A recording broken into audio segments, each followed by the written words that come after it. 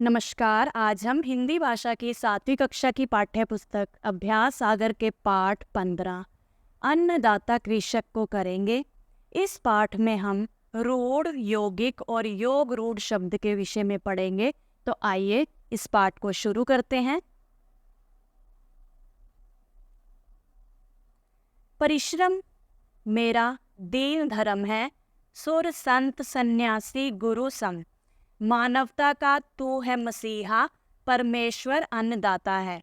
ऊपर दी गई काव्य पंक्तियों में से उन शब्दों को छांट कर लिखिए जो उपसर्ग अथवा प्रत्यय आदि जोड़ने से बने हैं।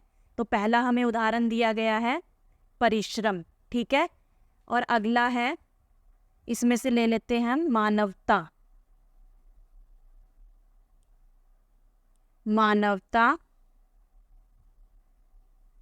ठीक है। सन्यासी और अन्नदाता, और क्या हो सकता है, परमेश्वर। तो इन शब्दों को हम यहाँ लिख लेते हैं। मानवता, सन्यासी, परमेश्वर और अन्नदाता।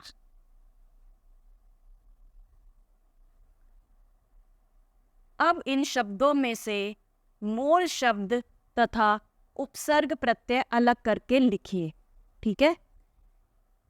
तो पहले इन शब्दों को लिख लेते हैं। परिश्रम, मानवता, परमेश्वर, अन्नदाता और एक और क्या है, सन्यासी, ठीक है। ये है शब्द। अब हमें इसमें से मूल शब्द को अलग करना है, उपसर्ग को अलग करना है और प्रत्यय को अलग करना है। तो जैसे परिश्रम दिया गया है, परिश्रम में श्रम क्या है, एक मूल शब्द है और इसमें परि उपसर्ग जुड़ा हुआ है, ठीक है। उपसर्ग क्या होता है, जो किसी भी शब्द के आरंभ में लगता है, ठीक है। जैसे श्रम के आरंभ में क्या लगा है, श्रम के आरंभ में क्या लगा है, परि उपसर्ग, ठीक है। अगला देखते हैं मानवता। तो मानवता में क्या है, मानव क्या है, मूल शब्द और इसमें ता प्रत्यय जुड़ा हुआ है। ता प्रत्यय यानी कि प्रत्यय क्या होता है, जो किसी भी शब्द के अंत में लगता है। जैसे मानव मूल शब्द है और उसके अंत में ता प्रत्यय जुड़ा हुआ है, ठीक है। उपसर्ग पहले लगता है शब्द से यानी आरंभ में, और मानवता, मानव मतलब कि, और जो प्रत्यय है वो किस में लगता है, शब्द के लास्ट में, अंत में। परमेश्वर, तो परमेश्वर का क्या हो सकता है, इसमें क्या है, ईश्वर क्या है, एक मूल शब्द है। ईश्वर मूल शब्द है और परम उपसर्ग है। तो परम जमा ईश्वर क्या बन जाएगा, परमेश्वर। अन्नदाता, अन्नदाता में अन्न, अन्न एक मूल शब्द है और दाता क्या है, प्रत्यय जुड़ा हुआ है, ठीक है। सन्यासी, इसमें क्या है, न्यास मूल शब्द है, सम क्या है, उपसर्ग है और ई प्रत्यय भी जुड़ा हुआ है। इसमें उपसर्ग, प्रत्यय और मूल शब्द तीनों है, ठीक है। तो इस तरह से हमें मूल शब्द, उपसर्ग और प्रत्यय को अलग अलग करके लिखना था। अगला प्रश्न देखिए। प्रारंभ में दी गई काव्य पंक्तियों में से कोई भी ऐसे 5 शब्द लिखिए जो किसी के योग से नहीं बने हैं और जिनके सार्थक खंड नहीं किए जा सकते। तो देखते हैं जो हमने अभी पढ़े थे शब्द, काव्य पंक्तियां, तो इसी में से हमें क्या करना है। जैसे हो गया सुर, हो गया मसीहा, हो गया, और क्या हो सकता है, गुरु, और क्या हो सकता है, दीन और संत, ठीक है। तो इन शब्दों को हम यहाँ लिख लेते हैं।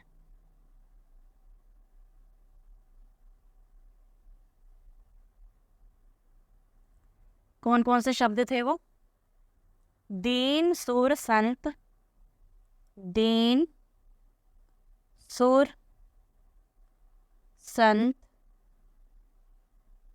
मसीहा और गुरु।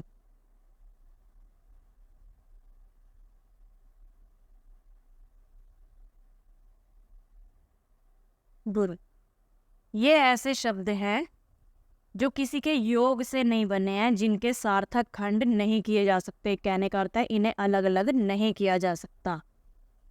अब अगला प्रश्न देखिए, नीचे दिए गए शब्दों में से मूल शब्द और शब्दांश अथवा शब्द अलग करके लिखिए। साथ ही यह भी लिखिए कि उनका प्रयोग किस विशिष्ट अर्थ के लिए किया जाता है। जैसे पहला क्या दिया गया है, जलज।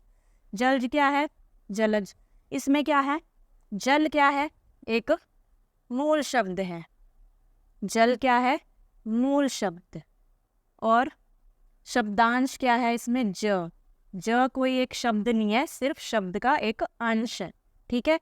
और जलज किसके लिए प्रयोग में लाया जाता है, किसके लिए, इसका विशिष्ट अर्थ क्या होगा, कमल, कमल का फूल। ठीक है। और जल्द क्या होता है, इसमें भी मूल शब्द जल है और द क्या है, शब्दांश है। और इसका अर्थ क्या होता है, विशिष्ट अर्थ बादल। ठीक है। जलद का अर्थ होता है बादल। अब दशानन, आनन क्या है, मूल शब्द है। ठीक है। और दश क्या है, वो भी एक शब्द है, दश यानी 10। ठीक है। और ये किसके लिए प्रयोग में लाया जाता है, ये शब्द रावण के लिए, दशानन रावण। लंबोदर, लंबा है उदर जिसका, किसके लिए प्रयोग में लाया जाता है ये शब्द, गणेश जी के लिए, है ना। तो फिर लंबोदर को अलग अलग कैसे लिखेंगे, मूल शब्द है इसमें उदर। ठीक है। और लंबा क्या है, एक शब्द है, लंबा उदर, लंबा जमा उदर, लंबोदर। पीताम्बर, पीताम्बर में मूल शब्द है अंबर और शब्द क्या है इसमें, पीत, पीत यानी पीला। तो पीताम्बर किसके लिए प्रयोग में लाया जाता है, विष्णु भगवान जी के लिए। ठीक है। ठीक है। कि जलज कमल, जलद बादल, दशानन रावण, लंबोदर गणेश और पीताम्बर विष्णु। अब ध्यान दीजिए, अब इन परिभाषाओं को ध्यान से पढ़िए। जो शब्द किसी दूसरे शब्दांश अथवा शब्द आदि के योग से नहीं बनते, ध्यान दीजिए कि जो शब्द हैं किसी दूसरे शब्दांश अथवा शब्द आदि के योग से नहीं बनते और किसी विशेष अर्थ के लिए प्रयोग में लाए जाते हैं, उन्हें रूढ़ शब्द कहते हैं, रूढ़ शब्द। ठीक है। जैसे उदाहरण आप ले सकते हैं उसका, जल ले सकते हैं, जल वो क्या है, एक रूढ़ शब्द है, उसके कोई टुकड़े नहीं किए जा सकते, उसका अपना ही एक विशिष्ट अर्थ होता है। ठीक है। अगला उदाहरण देखिए, अगला परिभाषा देखिए, जो शब्द किसी अन्य शब्दांश अथवा शब्द आदि के योग से बनते हैं उन्हें यौगिक शब्द कहते हैं। ठीक है। जैसे कि परवेश या सुपुत्र। ठीक है। सुपुत्र में पुत्र एक अलग शब्द है और अगर उसमें सु उपसर्ग लगा दे तो एक नया शब्द बनता है, सुपुत्र। ठीक है। तो वो क्या होता है, यौगिक शब्द होता है। ठीक है। और अगली परिभाषा है, जो शब्द किसी अन्य शब्दांश अथवा शब्द आदि के योग से बनते हैं और किसी विशिष्ट अर्थ के लिए प्रयोग में लाए जाते हैं, उन्हें योग रूढ़ शब्द कहते हैं। जो अभी हमने ये वाला प्रश्न किया, ये क्या है, ये क्या है, रूढ़ यौगिक शब्द। ठीक है। जैसे पीताम्बर, लंबोदर, जलज, जल्द। ठीक है, जलद। तो ये सभी क्या है, योग रूढ़ शब्द। ठीक है। अब नीचे दिए गए शब्दों को रूढ़, यौगिक और योग रूढ़ शब्दों की श्रेणियों में बांटकर लिखिए। अब रात क्या है, रात, रात क्या है, एक रूढ़ शब्द है, इसके टुकड़े नहीं कर सकते हम। ठीक है। नीलकंठ, नीलकंठ क्या है बताइए, नीलकंठ क्या होगा, योग रूढ़ शब्द होगा। नीला है कंठ जिसका, यानी कि भगवान शिव, विशिष्ट अर्थ के लिए प्रयोग में लाया जा रहा है। सफल, सफल क्या है, यौगिक शब्द है, सफल, स जमा फल, सफल। ठीक है।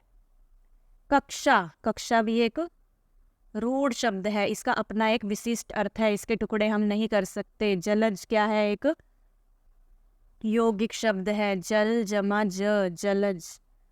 गाय क्या है? गाय भी एक रूढ़ शब्द है, इसके भी हम टुकड़े नहीं कर सकते, इसका अपना एक अर्थ है। प्रवेश, प्रवेश क्या है? एक यौगिक शब्द है, ठीक है। अगला देखिए, चिड़ियाघर। चिड़ियाघर क्या है?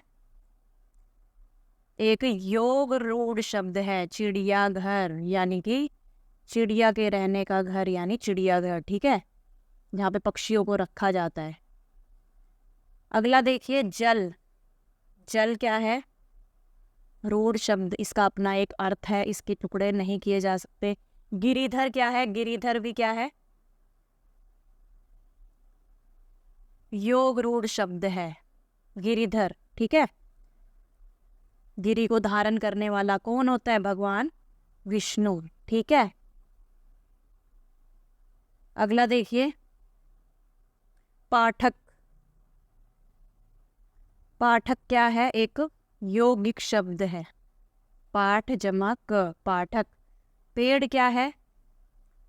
रूढ़ शब्द है, इसका अपना एक सार्थक अर्थ है, इसके टुकड़े नहीं किए जा सकते। मित्रता। मित्रता क्या है?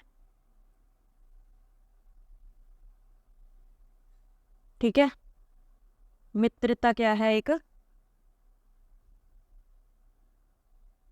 मित्रता एक यौगिक शब्द है। गजानन। गजानन क्या है? गजानन गणेश जी के लिए प्रयोग में लाया जाएगा, एक ये वाला शब्द, ठीक है। और सुपुत्र हमारा हो गया यौगिक शब्द। एक मिनट, ये जलज यहाँ पर नहीं आएगा, जलज, क्योंकि जलज का तो अर्थ कमल होता है ना, विशिष्ट अर्थ कमल होता है, तो ये जलज यहाँ आएगा, ठीक है। और सुपुत्र यहाँ आएगा, सुपुत्र, सु जमा पुत्र, सुपुत्र। और जलज का तो विशिष्ट अर्थ क्या होता है? कमल का फूल, तो वो योग रूढ़ शब्द में आएगा, ठीक है। तो इस तरह से हमने इन शब्दों को अलग अलग कॉलम में, यानी रूढ़ शब्द कौन से हैं? योग रूढ़ और यौगिक शब्द, ठीक है। अगला प्रश्न देखिए, नीचे दिए गए उदाहरण के अनुसार शब्दों की रचना कीजिए। जैसे उदाहरण हमें दिया गया है, प्रश्न, प्र जमा सन, यानी शब्दांश और शब्द। सन क्या है? एक शब्द है, और प्र क्या है? शब्दांश है। उसी तरह से अब देशभक्ति, देश जमा भक्ति। निर्बल, निर जमा बल। मानवीय, मानव जमा ईय। शांति प्रिय, शांति जमा प्रिय। सु जमा कन्या, सुकन्या। गाड़ी वाला, गाड़ी जमा वाला। अब देखिए, देश और भक्ति, ये दोनों क्या है? शब्द हैं। देश भी एक शब्द है और भक्ति भी एक शब्द है, तो यहाँ पे लिख देंगे शब्द जमा शब्द, ठीक है। निर जमा बल, निर, निर का कोई अर्थ नहीं होता अपना, तो ये क्या है? शब्दांश है। और बल क्या है? एक शब्द है। मानव जमा ईए, मानव क्या है? एक शब्द है, और ईए क्या है? एक शब्दांश है, क्योंकि उसका अपना कोई एक अर्थ नहीं है। शांति प्रिय, ये दोनों क्या है? शब्द हैं, शब्द। सु जमा कन्या, सु क्या है? शब्दांश है, किसी शब्द का अंश, और कन्या क्या है? एक शब्द है। गाड़ी वाला, गाड़ी एक शब्द है, और वाला क्या है? शब्दांश, ठीक है। अब अगला प्रश्न है, आओ दोहराएं। नीचे दिए गए शब्दों में उचित स्थान पर रे, यानी कि र के इस रूप का हमें प्रयोग करना है। तो आशीर्वाद में क्या करेंगे हम? ऐसे, ठीक है। निर्मल ऐसे बना देंगे। दर्शन, धर्म, स्वर्ग, वर्षा, ठीक है। नीचे दिए गए शब्दों में संज्ञा, सर्वनाम और विशेषण शब्द छांट कर लिखिए। मैं क्या है? सर्वनाम। हल क्या है? हल क्या है? संज्ञा, ठीक है। मंदिर क्या है? संज्ञा शब्द। शीतल क्या है? विशेषण है। शीतल जल है ना, शीतल हवा। अपना क्या है? अपना है एक सर्वनाम शब्द। और पंच क्या है? पंच भी विशेषण है। ठीक है, पंचमेवा, पंचतंत्र। ठीक है। अगला प्रश्न है, नीचे दिए गए वाक्यों में मोटे काले शब्दों के विलोम शब्द छांटकर रिक्त स्थानों की पूर्ति कीजिए। सच्चा मित्र पाना सुलभ नहीं बल्कि डैश है, तो सुलभ का अर्थ क्या होगा? इनमें से दुर्लभ। सुलभ यानी कि जो आसानी से मिल जाए, है ना, आसानी से प्राप्त हो जाए, और दुर्लभ यानी मुश्किल से मिले जो। भूत और डैश के बारे में सोचना छोड़ वर्तमान पर ध्यान दो। भूत और भविष्य यानी कि भूत यानी कि पास्ट के बारे में छोड़कर भविष्य के बारे में, फ्यूचर के बारे में सोचो। फ्यूचर के बारे में भी सोचना छोड़ के किस पर ध्यान दो? वर्तमान पर। अपने कहने का अर्थ है पास्ट और फ्यूचर को छोड़कर अपने प्रेजेंट पे ध्यान दो। अगला है, भाषा के दो रूप हैं, मौखिक और डैश। मौखिक का लिखित। ठीक है।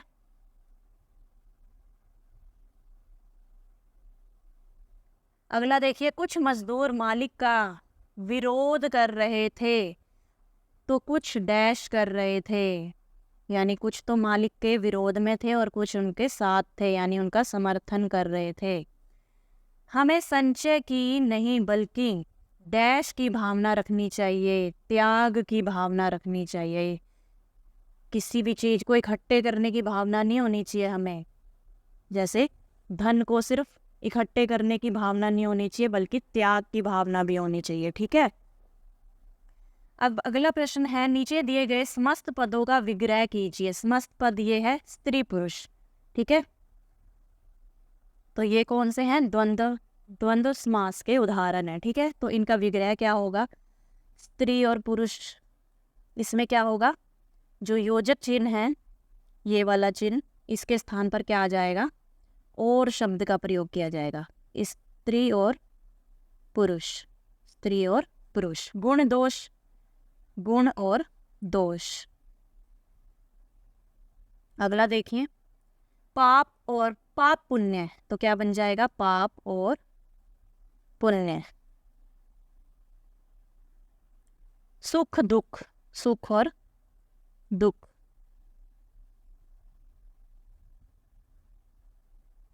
हानि लाभ, हानि और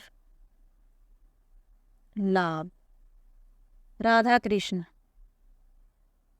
राधा और कृष्ण। अगला प्रश्न है, नीचे दिए गए शब्दों का वाक्यों में प्रयोग कीजिए। नीचे दिए गए शब्दों का वाक्य में प्रयोग कीजिए। सन्यासी, सन्यासी का वाक्य क्या बना सकते हैं? कल आश्रम में मेरी भेंट एक सन्यासी से हुई। धन्य का क्या बनेगा? स्वामी जी, आपके दर्शन पाकर मैं धन्य हो गया। खलिहान का, वर्षा आने पर किसानों के खेत खलिहान लहलहा उठे। भोर का, भोर होते ही किसान अपने काम पर चले जाते हैं। अगला प्रश्न है, आओ लिखें। अब हमें नीचे एक चित्र दिया गया है, हमें इसी चित्र के आधार पर 100 से 125 शब्दों में अनुच्छेद लिखना है। ठीक है, ये चित्र है, आपने इस चित्र को ध्यान से देखना है और फिर इसी के आधार पर आपको अनुच्छेद लिखना है। तो किस तरह से लिखना है आइए देखते हैं। जैसा कि आप देख रहे हैं, यह दृश्य है किसी भीड़ भाड़ भरी सड़क का है। बारिश भी हो रही है, बारिश हो रही है और एक आइसक्रीम विक्रेता आइसक्रीम बेच रहा है। एक वृद्ध व्यक्ति का पैर फिसल जाने की वजह से वे गिर पड़े हैं। उन्हें गिरता देखकर एक कार चालक व्यथित हो उठा है। मतलब कि उन्हें गिरता देखकर एकदम से वो, जैसे उसका रिएक्शन इस तरह से है ये। ठीक है, अगला देखिए, आगे देखिए। एक व्यक्ति दूसरे व्यक्ति को शायद कहीं का पता बता रहा है। एक दंपति बेबी ट्रॉली में अपने शिशु को लेकर सड़क पार कर रहे हैं। एक छोटा बच्चा फुटबॉल उठा रहा है, सड़क में से फुटबॉल उठा रहा है। एक व्यक्ति अपनी कार की डिक्की से कुछ सामान निकाल रहा है। बारिश के इस मौसम में लगभग सभी ने छाते लिए हुए हैं। तो इस तरह से हमें चित्र को देखते हुए अनुच्छेद लिखना था। आशा करती हूँ आपको यह पाठ अच्छे से समझ में आ गया होगा। मिलते हैं अगली वीडियो में, तब तक के लिए नमस्कार।